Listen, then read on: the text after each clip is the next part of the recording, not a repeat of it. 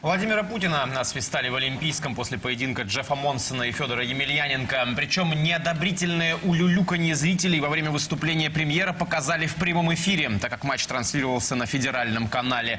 Сразу же появилось много версий, кого именно освистали и был ли свист вообще. Наш коллега Егор Погорелов восстановил события. Егор.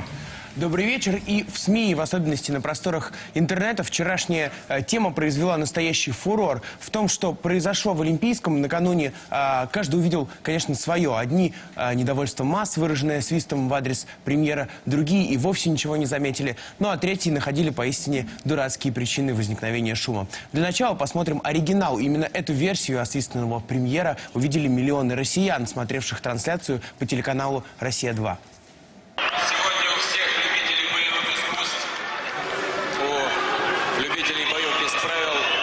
Большой праздник.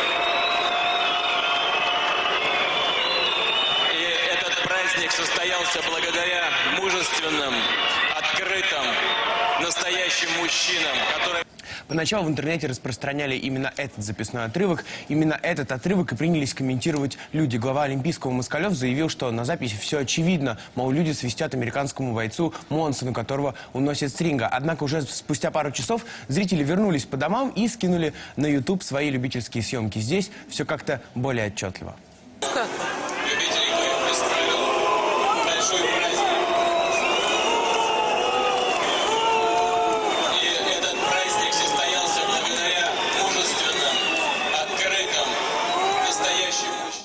Думаю, после просмотра этого отрывка вполне резонно предположить, что гул – это не что иное, как выражение народного недовольства. Разумеется, защитники премьер-министра пытаются уверить, что зрители были всем довольны и просто приветствовали Путина.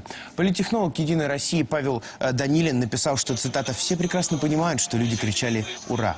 Ему же вторит пресс-секретарь движения «Наши» Кристина Потупчик. «Люди, опомнитесь», пишет Кристина, «народ же приветствовал премьера». Но лично я в одном из любительских роликов с трибун отчетливо слышал, как люди кричали «Уходи!». Ну, так, видимо, провожали проигравшего американца. Также с подачи Кристины Потупчик появилась еще одна версия свиста – туалетная. Крики «фу», по словам пресс-секретаря «Наших», относились к организаторам мероприятия, не пускавшим публику в туалет. Туалетную версию, впрочем, другие блогеры высмеивают. Так сценарист Олег Козырев иронизирует. Когда о Емельяненко шла речь, всех отпускала. А как Путин говорит, начинал не о нем, всем опять нестерпимо хотелось в туалет.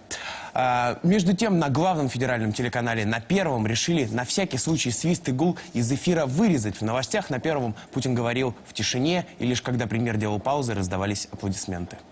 От души поздравляем Федора Емельяненко, настоящего русского богатыря.